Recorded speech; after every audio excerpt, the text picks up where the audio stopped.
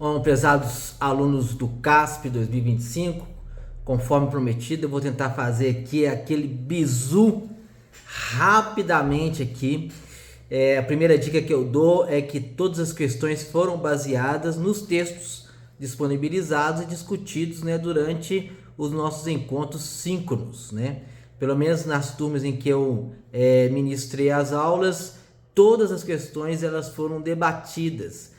E a nossa diretriz para os demais professores foram que, se por um acaso algum grupo não tivesse abordado algo que a gente fosse cobrar em prova, que durante os questionamentos, né, pudessem ser feitas perguntas para que tudo que fosse ser cobrado pudesse ser discutido. Então, assim, não há nada que vai cair na prova que não tenha sido discutido. Mas eu sei que a nossa disciplina é uma disciplina complexa, muitos, né,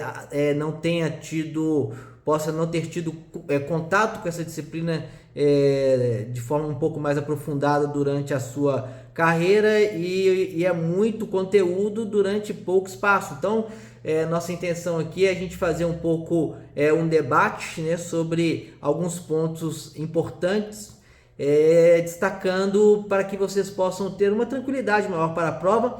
Nossa preocupação maior não é com a prova, mas sim com um olhar mais ampliado, tendo a visão de que o sargento ele é um dos principais comandantes hoje da Polícia Militar, porque a maior parte dos nossos municípios hoje são comandados por sargentos, e a nossa disciplina ela visa justamente fundamentar estratégias para elaboração de operações, busca de resoluções de problemas. Então, toda a fundamentação que nós trouxemos, todas as discussões, elas visam esse olhar. Então, daí vem outra dica, né?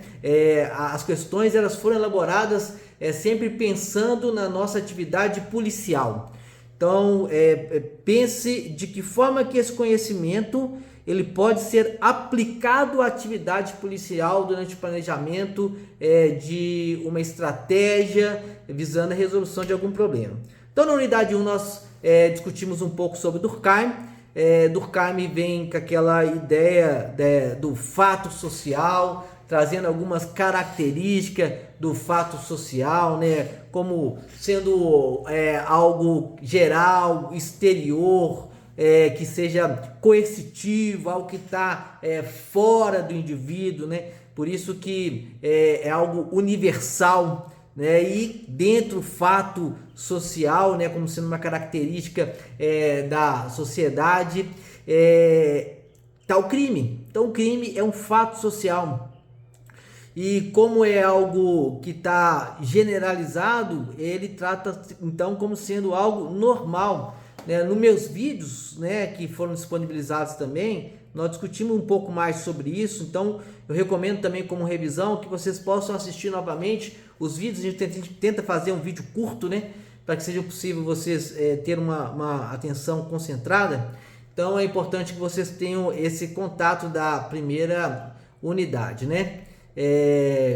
Então, para Durkheim, o crime é um fato social, normal, tem a sua função social, útil e necessário, é normal porque acontece em toda a sociedade, né? É útil porque na medida em que aquele indivíduo que comete o desvio, ele pode ser sancionado, na medida em que ele é sancionado, ele vai reforçar a coesão social, reforça os laços de solidariedade, com isso também contribui para que a sociedade ela possa evoluir, em que pese não ser algo desejável, ele é útil e necessário e tem a sua função social, né? Então, a autora que nós trouxemos para discutir isso, nossa disciplina, né, a Silvia Alves está aqui, ela no artigo que nós lemos, ela reforça esse entendimento e ela faz uma diferenciação interessante entre o que Durkheim ele coloca e o que coloca também o Garofalo. E aí tem uma diferença da visão de Durkheim e Garofalo, porque o Garofalo ele trata como sendo algo biológico, né? Algo natural, e já Durkheim propõe essa abordagem sociológica e relacional. Então, se entender essa diferenciação da visão de Durkheim e de Garofalo, é algo importante que vocês possam reforçar dentro essa unidade 1. Então, na unidade 2 a gente parte mais para um entendimento das teorias gerais que vão tentar explicar o fenômeno criminal sob diversas perspectivas. Então, naquele vídeo aula eu faço um bizu e é importante vocês entenderem aquelas palavras-chave que vai te conectar a uma teoria a outra, né? Então são muitas teorias, mas eu tento destacar bem quais são as palavras-chave, né? Para essa nossa prova, eu gostaria que vocês dessem uma atenção especial, por exemplo, para a teoria da escolha racional, não que só vou cobrar ela, né? Não, mas ela é uma teoria importante nos dias atuais, a gente pensar que o crime ele é fruto de um processo de escolha racional, em que o autor, né, ao praticar o crime, ele leva em conta quais são os custos envolvidos na atividade criminosa, né, quais são os riscos envolvidos nisso e qual a sua expectativa de lucro nessa ação. Então, quando ele coloca nessa relação de custos envolvidos, os riscos que ele corre, expectativas de lucro, e ainda ele raciocina sobre a alocação da sua força de trabalho no mercado formal, né, e vê que dentro desse balanço a relação ela é benéfica, ele tem uma relação positiva então para a prática do crime, né? E aí nós temos outras teorias que vão se contrapor a ela, né? A teoria do autocontrole, né? Que durante seu processo de socialização, o indivíduo que passa por um processo de socialização, que consegue desenvolver nele mecanismos de autocontrole suficiente, ainda que essa relação de custo-benefício se mostra vantajosa, ele não vai cometer porque ele tem mecanismos suficientes envolvidos de saber discernir entre o certo e o errado, né, através da sua educação, das instâncias formais, né, de controle social, né, e ele não vai fazer essa prática do crime. Então é importante a gente pensar sobre essa perspectiva, né? Nós temos também uma teoria que é muito importante, que às vezes a gente não leva em consideração, que é em relação à teoria ambiental, né? A Escola de Chicago, que nós temos como expoente dentro do texto que nós trouxemos, né? Sobre Robert Park, que vai trazer o crime como sendo fruto de uma desorganização física e social, né, muito típica das grandes cidades, né, como esse processo de onde as oportunidades, as pessoas elas vão em busca de oportunidades, mas as oportunidades elas são limitadas e há uma incapacidade de absorção de um grande volume de pessoas que chegam de locais diferentes, com padrões de comportamento diferentes, de culturas diferentes, e dentro disso a sociedade ela não consegue estabelecer ali um controle natural sobre o comportamento dos indivíduos, né? Então há uma desorganização social, aliado também a uma desorganização física, e as pessoas começam a ocupar regiões periféricas, a ir para a informalidade, né? A desorganizações dos espaços físicos, né? O processo de favelização, né? Isso tudo, o abandono dos espaços, tudo que torna os locais como sendo locais propensos à prática de crime. Então é uma abordagem importante. Isso aí, né, pode motivar estratégias que vai desde políticas públicas de revitalização, política pública de reestruturação de espaços físicos, né, tentativa de trazer maior organização para que através disso a gente consiga ter controle maior sobre os índices de criminalidade e de violência, né? E aí outras teorias, a teoria da anomia de Robert King Merton, né? A teoria da abordagem das atividades rotineiras, né? Que é uma teoria que já estão bastante consolidada, né? O que a gente chama também de teoria das oportunidades, né? Que trata o crime como sendo fruto da confluência no tempo e no espaço de 3 elementos: autor motivado, alvo disponível, né? A ausência de vigilância ou o ambiente favorável.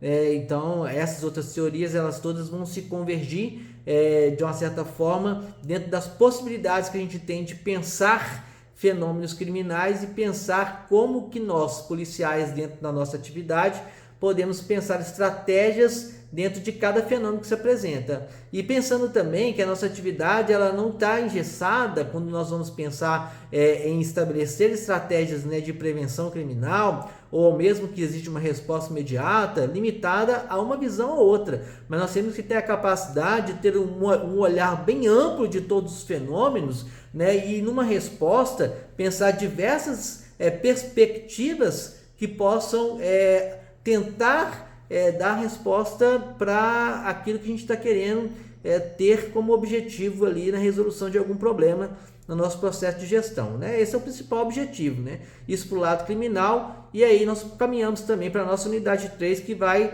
pensar sobre o aspecto da vítima, né? E também pensando nos aspectos da vitimologia, como também um ramo da criminologia, é muito importante, porque muitas estratégias também podem ser focadas na vítima. De que forma que a vítima contribui, né, para o aumento ou pode contribuir para a redução dos nossos índices criminais. Então, por isso a gente precisa entender o comportamento da vítima, quais são os tipos de vítima, os processos de vitimização, né? Então nós temos aquela questão da vitimização primária, quando o dano físico, psicológico causado pelo crime, a vitimização secundária, a revitimização causada pelo próprio sistema de justiça, né? Através do mau atendimento, através da burocracia, da falta de acolhimento, a descrença no sistema de justiça criminal, né? Que vai gerar uma cifra negra que prejudica o nosso planejamento, a vitimização terciária, que é aquele estigma social que a vítima sofre, e aí atualmente muito em voga também uma vitimização quaternária, principalmente com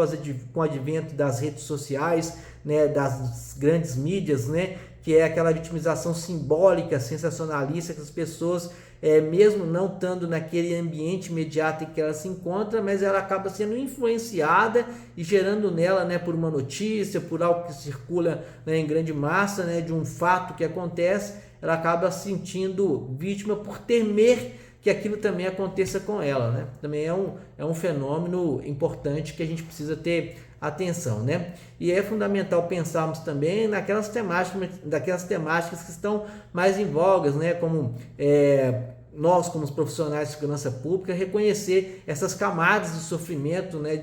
E promover uma abordagem humanizada quando a gente for tratar dessas vítimas, principalmente quando a gente pensa nesse papel de termos acumulados créditos de sustentabilidade, né?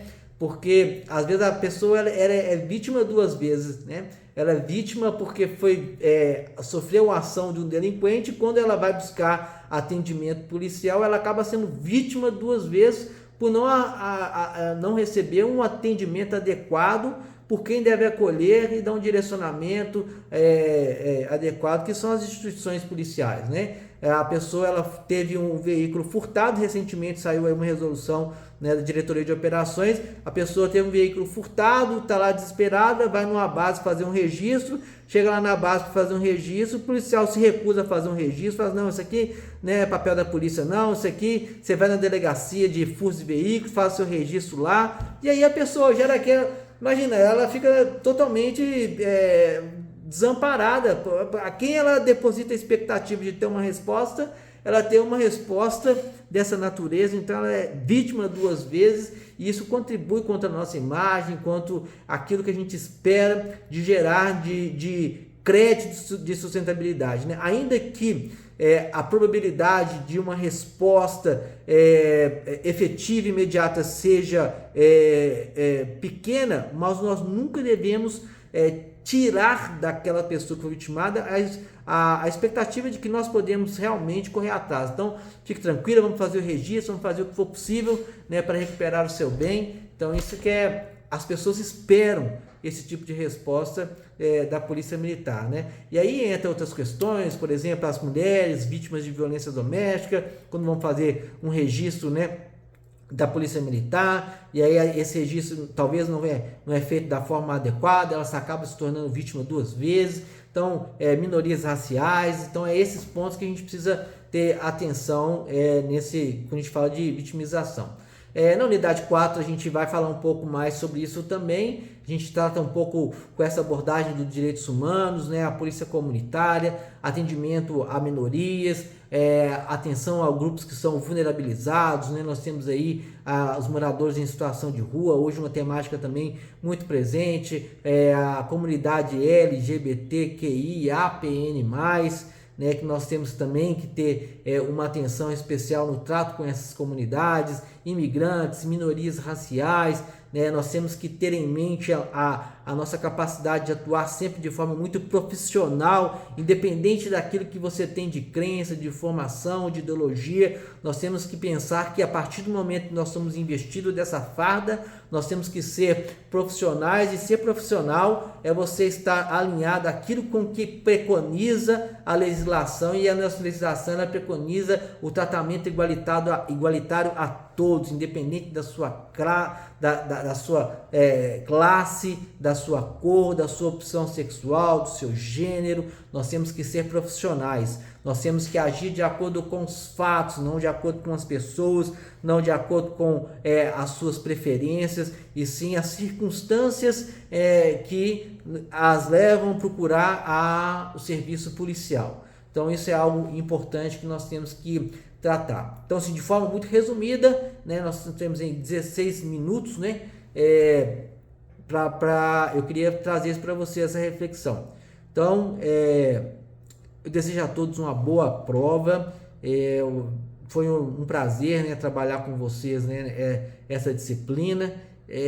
Mais uma vez eu chamo a atenção que a nossa intenção é tentar qualificar a nossa atuação policial, né, qualificar, né, e aí é a proposta, né, do curso de atualização de sargentos, e são os nossos sargentos que estão aí no comando da maioria das cidades, né, do estado de Minas Gerais, na elaboração das estratégias, né, desdobrando aí as diretrizes do comando, no atendimento na ponta da linha, direto com a comunidade. O que a gente espera é isso, é mais qualidade no atendimento à comunidade, né, e isso vai se refletir, obviamente, na sustentabilidade da nossa instituição. Desejo a todos uma boa prova, fiquem tranquilos, eu tenho certeza que todos vão sair bem, né, e qualquer dúvida, eu estou aí à disposição. Grande abraço a todos aí, boa prova.